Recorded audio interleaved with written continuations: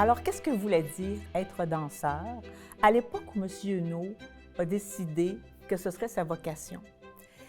Il faut comprendre que la société québécoise avait plusieurs tabous auxquels il devait faire face.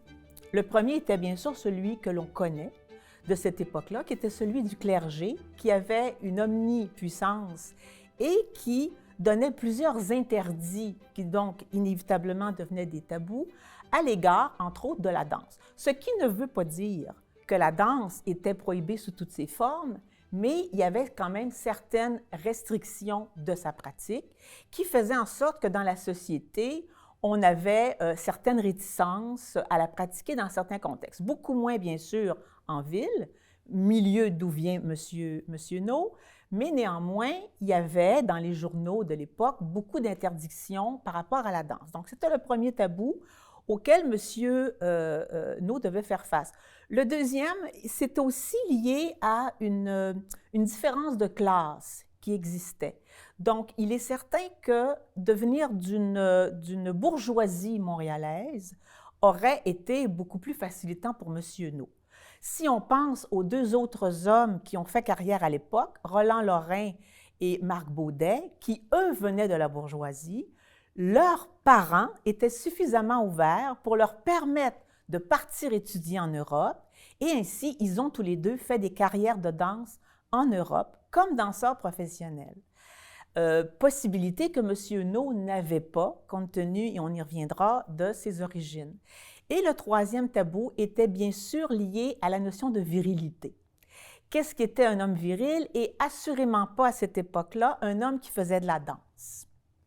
Alors, c'est un peu paradoxal parce que pour être un danseur de cette époque-là, il fallait déployer beaucoup de caractères liés à la virilité, comme la puissance, par exemple.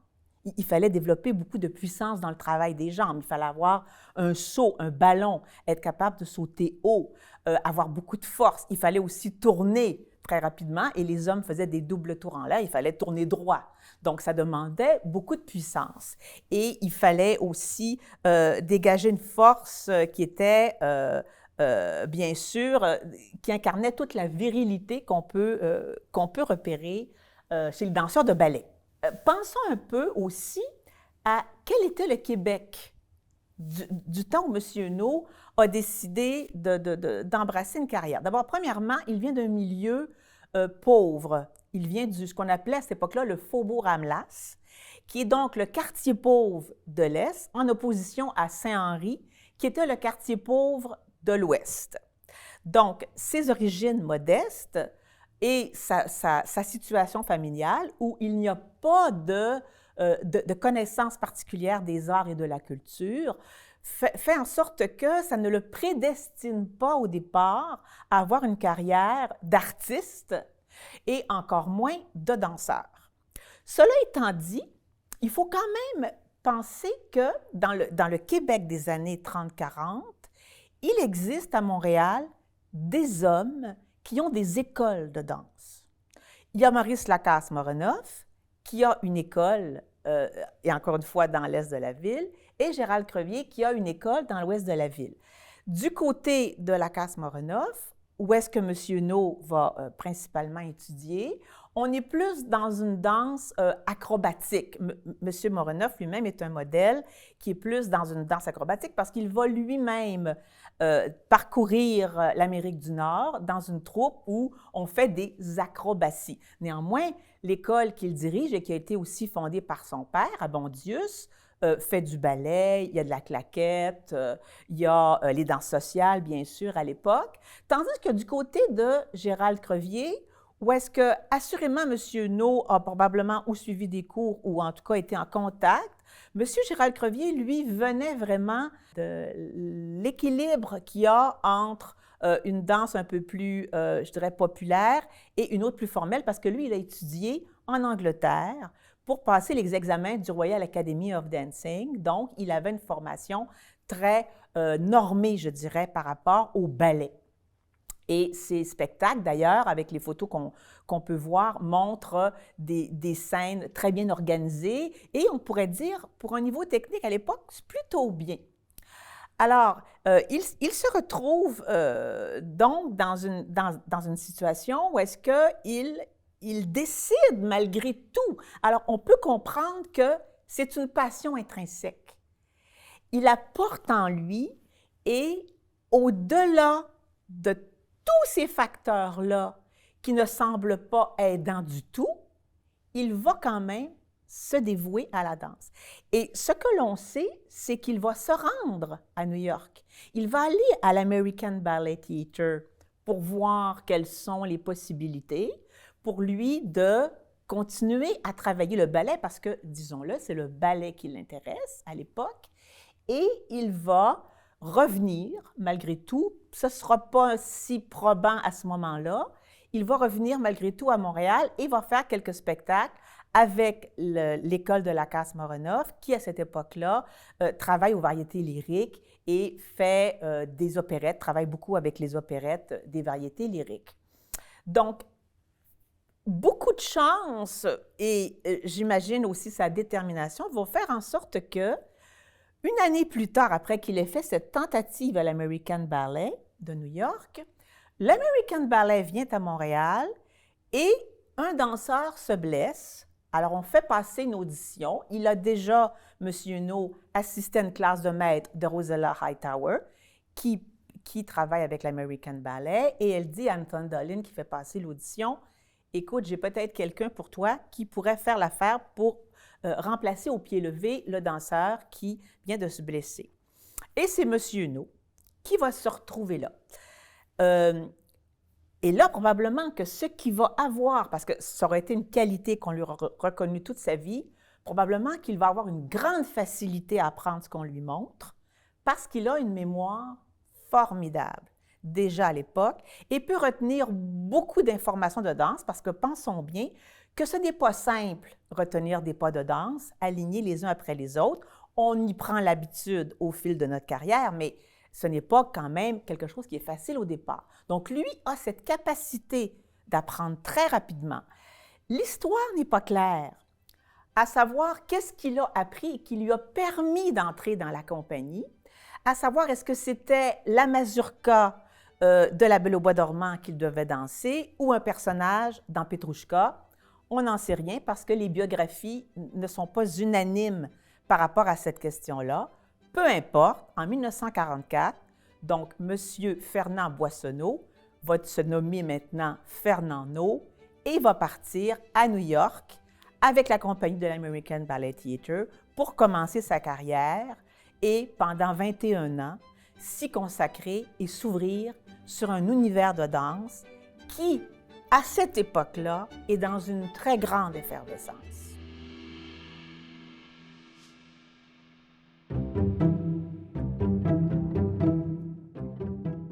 Donc, M. No arrive à New York à un moment crucial de l'évolution de la danse, et particulièrement du ballet.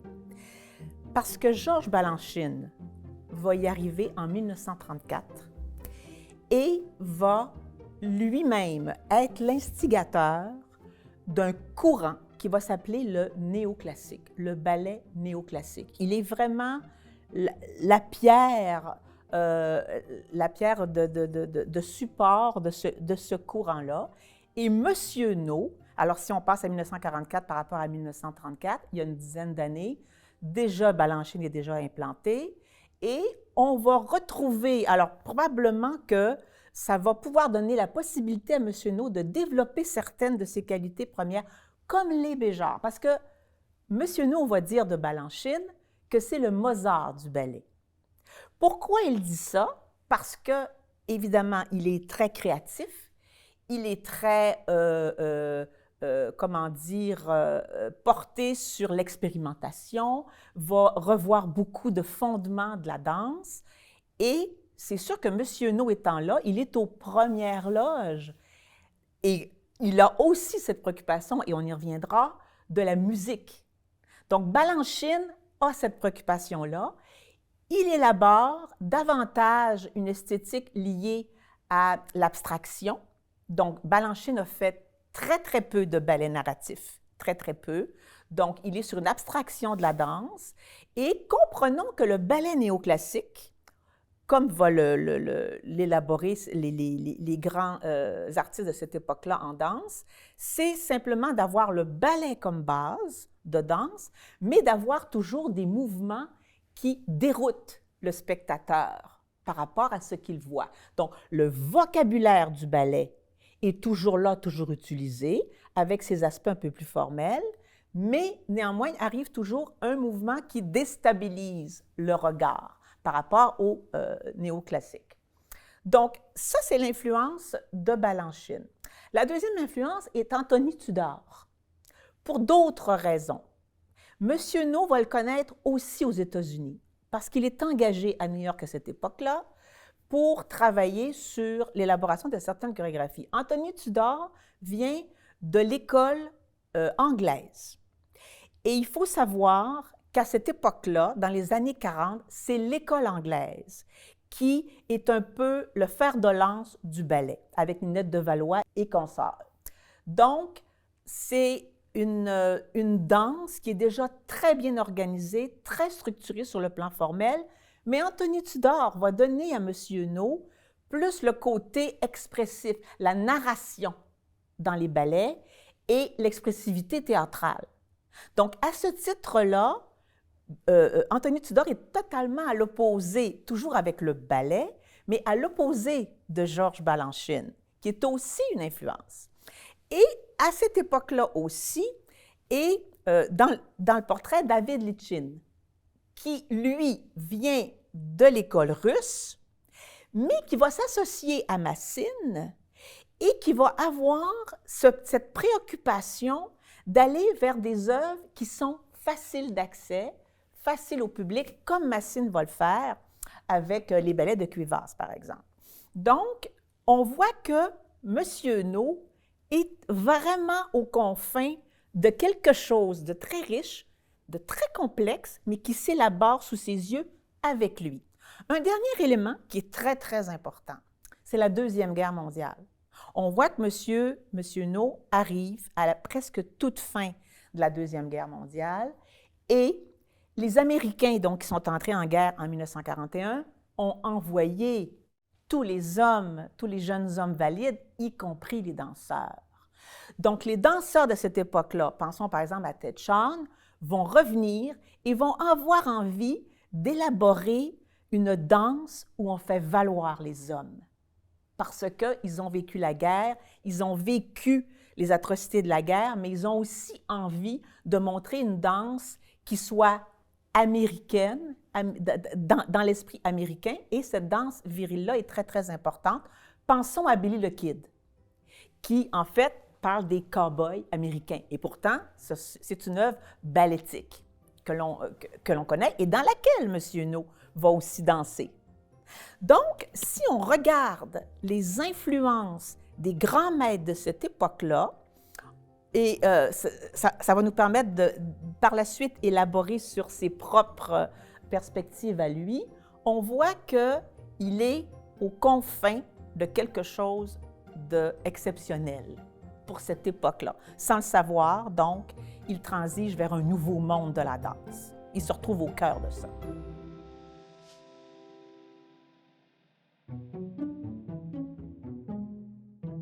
La première inspiration, je pense, qui est fondamentale, c'est la spiritualité. Il est un homme profondément croyant. Donc, ça, c'est un aspect de sa personnalité très important. Et en même temps, il a un regard assez joyeux par rapport à ça, parce qu'il va dire que jouer la messe, c'est faire du théâtre. Donc, il le met dans une perspective aussi artistique, ce qu'il va faire d'ailleurs dans ses créations, et ça se manifeste beaucoup dans ses œuvres. Pensons à Cérémonie, par exemple, qui est une œuvre de 1972 où il y a un tableau extraordinaire où on reconnaît très bien la dernière scène de Jésus avec des danseurs. Et cette configuration-là, de cette œuvre-là, a servi à faire une photo qui est devenue une toile que l'on voit maintenant à la Place des Arts. Quand vous montez les escaliers de la Place des Arts du Théâtre Maisonneuve, c'est cette magnifique toile qui est là. Alors, si on s'approche, bien sûr, on peut voir que c'est M. No qui a fait le ballet cérémonie. Et au centre, vous avez Vincent Warren, qui est donc le danseur principal, et ce sont tous des hommes magnifiques. Donc, M. No va aborder des thèmes religieux et va le faire à une époque où ça devient un enjeu politique et social. Parce que dans les années 70, il y a une désaffection de l'Église. On s'intéresse beaucoup moins au culte religieux. Et M. No va faire vraiment un coup de maître de créer Symphonie de psaumes en 1969, qui va être présentée à l'Oratoire Saint-Joseph durant la Semaine sainte. Donc, cette œuvre-là, elle est magistrale au Québec parce que, autant on a pu voir au début qu'il y avait des tabous qui faisaient en sorte que le clergé tentait de diminuer l'impact de la danse dans la société, autant là, on va se servir de la danse de M. No pour être capable d'asseoir son pouvoir. Parce que pour qu'il puisse présenter l'œuvre à l'Oratoire Saint-Joseph, c'est Monseigneur Bouchézy qui a dit, ben oui, on a besoin de ça, allons-y, durant la Semaine sainte. Alors, c'est quand même un coup de maître. Et c'est aussi très drôle parce que quand on lit les revues saintes, pour justifier qu'il y a de la danse à l'Oratoire Saint-Joseph, on va tenter de ramener tous les extraits de la Bible où on peut voir de la danse. Donc, on va rappeler le roi David qui danse autour du vaisseau d'or et autres références à cet aspect-là parce qu'on veut justifier. Mais cela étant dit, ça a été un immense succès. Et M. No, à cause de sa grande spiritualité, dans sa chorégraphie, sur le plan esthétique, a tous ces gestes d'élévation vers le ciel et aussi ces gestes de soumission, d'abnégation, d'imploration. Donc il met en scène dans ses œuvres des gestes qui, sur le plan esthétique, ramènent à l'essence de la spiritualité. Donc ça, c'est pour moi sa première inspiration. Sa deuxième inspiration, c'est la musique. Bien sûr, la musique est au cœur de l'activité créatrice de M. No, comme elle l'était pour Georges Balanchine. Et on peut penser qu'il y a une certaine influence, parce que Balanchine était reconnu pour être celui qui montrait la musique. Et ça apparaît beaucoup dans ses critiques. Donc, et c'est pour ça aussi probablement que M. No parlait du Mozart de la danse quand il invoquait Georges Balanchine. Et alors M. No commence toujours par la musique. C'est sa première inspiration. Et il a besoin d'être inspiré par la musique pour décider de créer.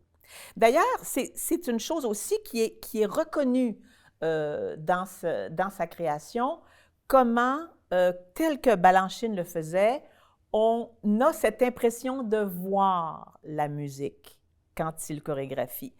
Et c'est particulièrement vrai pour Carmina Burana, qui a été un ballet très imposant, avec des chœurs, avec des chanteurs. Donc, il était capable de mettre en scène et de créer une œuvre autour de quand même quelque chose qui était monumental. Et il faut savoir qu'en danse, s'attaquer à des grandes œuvres musicales, ça peut être très difficile parce qu'on va avoir toujours tendance à trouver que la musique écrase la danse. Donc, le pari que M. No a réussi à relever, c'est de faire valoir la danse et la musique sur un pied d'égalité, même s'il y a des chœurs sur scène, même s'il y a des chanteurs qui sont là et qui donnent une certaine vibration au spectacle. Donc, la danse, elle est quand même très importante. Le troisième aspect de la création de M. No, c'est l'aspect formel. Entendons-nous. Le mouvement formel veut dire le mouvement de la forme, où on reconnaît bien la forme. Et à ce titre-là, M.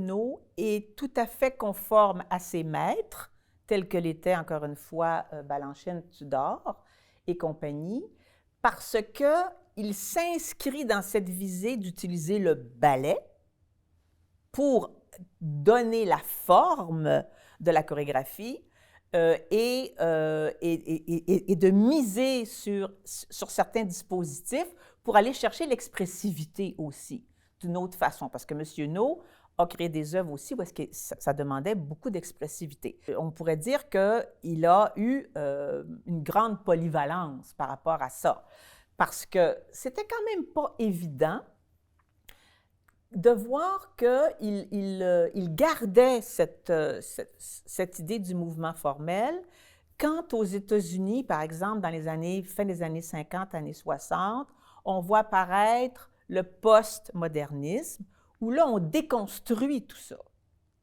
Et là, tout à coup, ce n'est plus tellement intéressant d'être dans cette idée de la forme. On est plus dans la conceptualisation de la danse et on déconstruit l'espace énormément avec tout ce courant-là. Et lui reste associé à cette façon-là de créer où le vocabulaire du ballet demeure toujours l'ancrage premier.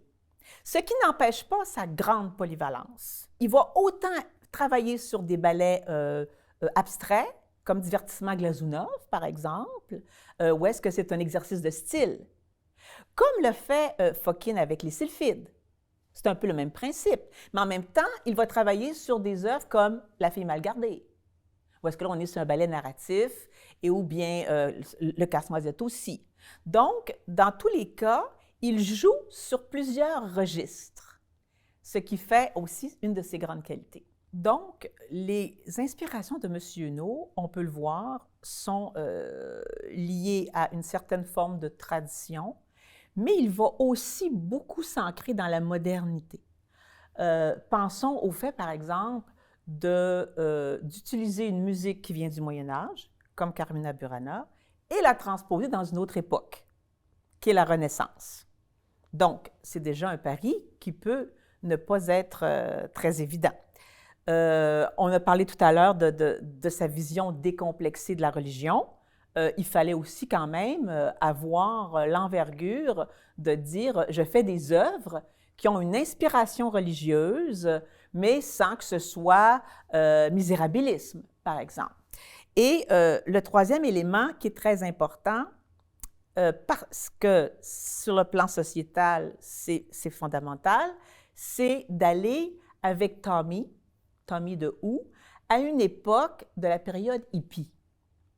Il ne faut pas penser que la période hippie a été une adhésion sans conteste dans la génération des années 69-70. C'est pas vrai.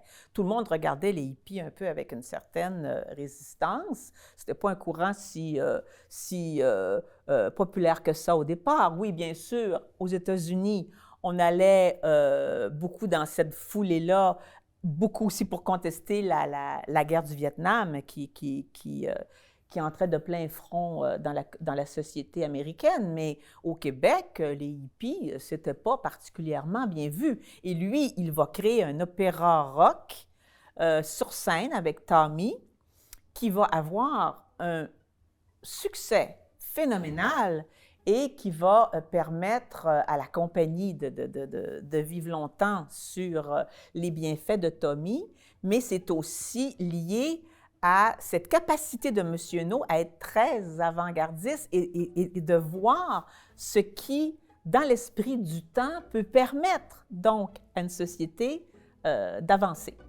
C'était quand même quelque chose qui était considéré un petit peu comme subversif à l'époque. Donc, le côté sulfureux était peut-être pas sans l'intéresser non plus, mais il faut toujours se rappeler que le premier point pour M. No, c'est la musique. Donc, il était allé acheter le disque et il l'avait écouté et ça l'avait intéressé. Donc, il fallait quand même qu'il y ait au départ une motivation qui était artistique.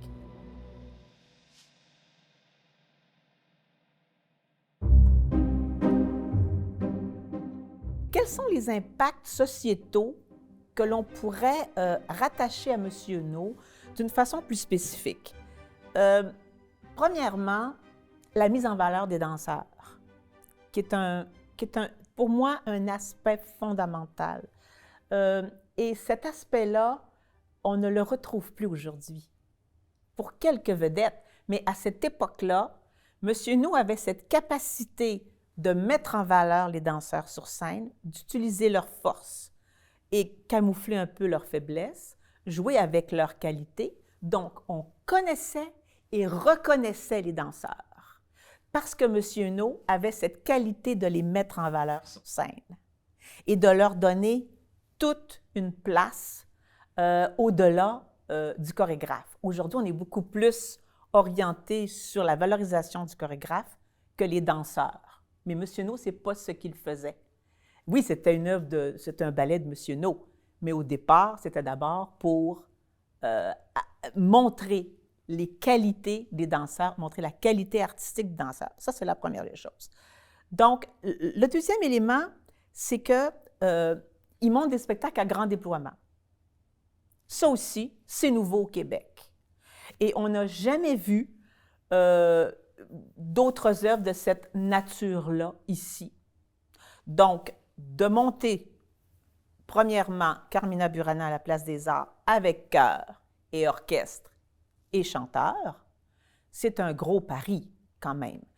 Et il va aussi participer à la transposition de Casse-Noisette à l'Aréna Maurice-Richard, ce qui n'est pas un succès, mais quand même, il fallait le faire, de prendre tout un groupe aussi important que les Grands Ballets et d'aller faire Casse-Noisette dans l'est de la ville pour permettre aux gens d'être sensibilisés à la danse, exactement comme fait Kent Nagano avec ses spectacles maintenant qu'il a fait durant l'été dans les grands parcs de Montréal.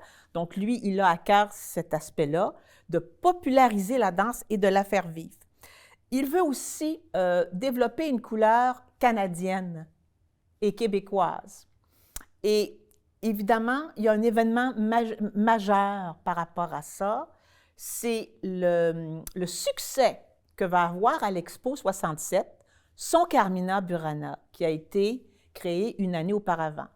Donc, il faut penser que le Ballet national présente, que le Royal Winnipeg présente, que les grands ballets présentent et que Maurice Béjart présente son fameux ballet Messe pour un temps présent, à ce moment-là, qui cartonnait partout dans le monde occidental et où est-ce qu'on criait au génie parce qu'il utilisait une musique électroacoustique, bien, le grand succès de l'Expo 67, ça va être Carmina Burana.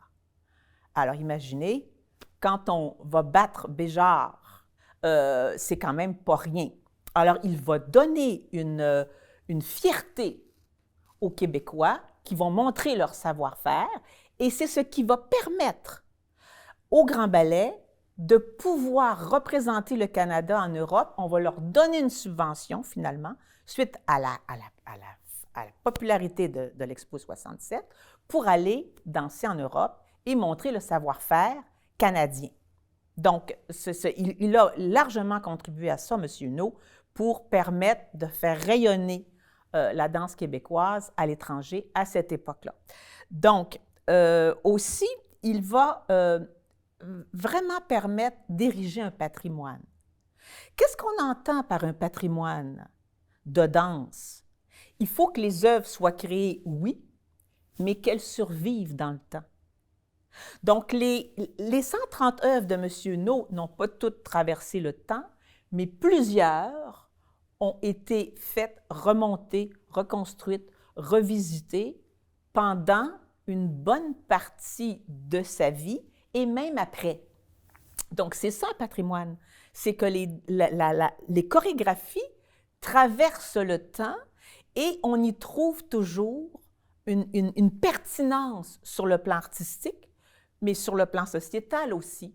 Ça nous rappelle nos racines, ça nous rappelle d'où l'on vient, ça nous rappelle ce qu'on est capable de faire. Donc, la fierté québécoise, canadienne, est importante. Peut-être moins important pour lui du côté québécois, si on veut, parce que ce n'était pas un nationaliste convaincu. Il va quand même faire une œuvre qui s'appelle La Squin, à partir d'un roman de 1918 d'Albert Laberge, qui va être peut-être une des rares incursions très spécifiques à la culture québécoise, et ça va lui permettre de montrer son talent en lien avec une certaine dramaturgie. parce que c'est une œuvre qui est très lourde de sens. Et là, il va faire travailler toutes ses capacités à être dans l'expressivité du corps. Et c'est ça qui est formidable quand on voit les photos où on le voit travailler avec les danseuses, comment il est capable de manifester la force de la danse à travers le corps. Il faut bien aussi savoir qu'est-ce qui devient un patrimoine, c'est d'avoir pu propager l'œuvre de Tommy en Amérique du Nord sans arrêt pendant 4 ans. Ça a été une explosion extraordinaire pour les grands ballets canadiens, cet aspect-là. Et comme je le mentionnais tout à l'heure, ça va avoir aussi un autre impact très, très important. C'est la seule période des grands ballets canadiens où les danseurs vont être payés 52 semaines par année, ce qui n'est pas rien. Et c'est ce qui va permettre à Mme Cheriaïev d'avoir une série à la Place des Arts. Donc, c'est là où on va commencer à voir une série annuelle à la Place des Arts, parce que ça n'existait pas auparavant. Et troisième élément, elle va ouvrir une petite compagnie qui va s'appeler les Compagnons de la danse, dont M. No ne s'occupera pas, mais où il va amener certains de ses amis de New York, comme Lawrence Gradus, qui voulait faire de la chorégraphie, pour commencer à travailler sur un répertoire. Et c'est grâce au succès de Tommy que Mme Cheriaïev va pouvoir élaborer cette petite compagnie de poche-là. Malheureusement, ça ne va pas durer dans le temps parce que le gouvernement va refuser de subventionner après cette époque-là, parce que les régions vont dire « on ne veut pas un succès d'année de la compagnie, on veut la vraie compagnie ».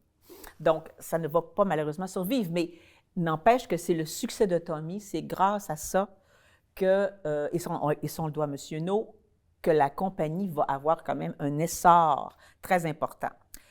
Dernier élément qu'il faut mentionner sur l'impact sociétal, c'est la motivation des garçons à faire de la danse, à laquelle M. No va largement contribuer.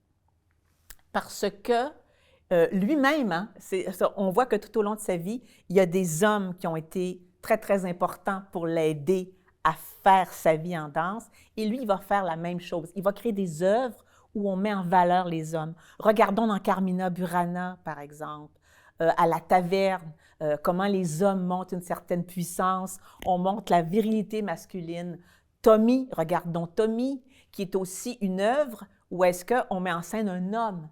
Donc, c'est un homme de la même façon qu'elle avait fait les ballets russes avec Nijinsky et où on va voir un engouement pour la danse masculine au début du 20e siècle. M. No au Québec va créer cet engouement-là grâce à son Tommy. Et si on regarde les photos aujourd'hui, les résumés qu'on en a, on voit que le travail de la danse masculine était vraiment mis de l'avant. Alors, c'est pas rien que d'amener des jeunes hommes au Québec qui n'ont pas de culture particulière en danse, parce que dans les années 70, on va être sur les débuts du ballet jazz. Donc ça, c'est quand même un essor qui arrive. Mais combien de jeunes hommes vont commencer avec, oui, le ballet jazz, et après ça, vont bifurquer vers le ballet, parce qu'ils auront vu les œuvres de M. No avec Tommy, avec Carmina, et qui vont avoir envie de le faire. Et moi, j'ai entendu plusieurs témoignages de jeunes hommes qui le disent de façon très manifeste. C'est après avoir vu Tommy qu'ils ont décidé de devenir danseurs de ballet. Alors, c'est pas rien quand même. Une facette très intéressante de M. No qu'on peut mettre de l'avant est celle de ses qualités de pédagogue qu'il va utiliser tout au long de sa carrière, ne serait-ce que d'abord, premièrement, pour transmettre une passion. Et ça, c'est manifeste. Dans toutes les photos où on voit M. No bouger, montrer un mouvement, on le voit investi dans le mouvement d'une façon entière, pleine et entière, et il ne fait rien à moitié. Donc, déjà, on voit que c'est un homme passionné. C'est vrai que la danse a été toute sa vie et il l'a clamé haut et fort. Donc, on reconnaît tout à fait cette passion-là. C'est aussi quelqu'un qui est proche des enfants. Il aime les enfants et il va avoir envie de leur faire connaître l'univers de la danse. Donc, on sait qu'il a été jusqu'à la fin de sa vie, tant qu'il a pu, aux répétitions de Casse-Noisette, son fameux ballet emblématique. Il parlait aux enfants, il les mettait en scène, il leur donnait l'idée du personnage. Donc, il était totalement investi dans cette mission-là de transmettre aux jeunes, aux petits et aux moins jeunes aussi, la passion de la danse. Il faut dire aussi que quand il a quitté les grands ballets comme assistant à la direction artistique, il est resté à l'école. Il a été répétiteur, il était enseignant et il a créé des œuvres aussi pour les jeunes finissants, adaptées à leurs capacités, pour encore une fois les mettre en valeur, comme il le fait, et leur donner aussi des défis sur le plan artistique, bien sûr, qui leur permettaient de devenir progressivement des jeunes artistes accomplis. Donc, dans la deuxième partie de sa vie, après qu'il ne soit plus assistant à la direction artistique, il a continué cette transmission-là à l'école supérieure, pour donner toute cette connaissance qu'il avait de la danse et de cette passion-là. Aussi, un autre aspect qu'il ne faut jamais négliger, on a parlé du mouvement formel de M. No, on a parlé de sa profonde connaissance aussi du ballet, du support qui était le vocabulaire du ballet, et lui, pour lui, l'important est de transmettre et d'avoir une bonne technique. Pour lui, un danseur était d'abord quelqu'un qui avait une bonne technique et qui, après ça, travaillait son expressivité. Donc, c'était un facteur qui était fondamental. Et c'est en partie ce qui a justifié son départ des grands ballets canadiens, parce qu'après 4 années de tamis, où est-ce que les danseurs avaient fait beaucoup de tournées, qu'ils avaient été sur les grandes scènes, où techniquement le ballet était moins exigeant, M. No avait perdu un peu l'intérêt de travailler avec des danseurs qu'il considérait qui étaient rendus un petit peu plus paresseux, si on veut, entre guillemets. Parce qu'un danseur n'est jamais paresseux, entendons-nous. C'est pas un défaut des danseurs. Peu importe, toute génération confondue, on sait que ce n'est absolument pas un problème. Mais il avait ce désir-là d'être près de la technique et d'utiliser la technique à bon escient pour transmettre son désir et sa qualité artistique dans les ballets. Donc, il a voulu aussi faire connaître un univers, faire connaître la danse au plus grand monde possible. C'est pour ça qu'on a constaté, au fil de cette entrevue aujourd'hui, qu'il a une très grande polyvalence. Il fait des œuvres de toutes sortes. Il aime toucher à différents styles. Donc, autant des ballets abstraits, autant des ballets narratifs, autant nous sommes dans la tradition, autant nous allons sur la modernité. Donc, c'est un homme qui, tout au long de sa vie, a tenté de développer une danse accessible, une danse de qualité et de faire en sorte qu'un peuple puisse mieux danser.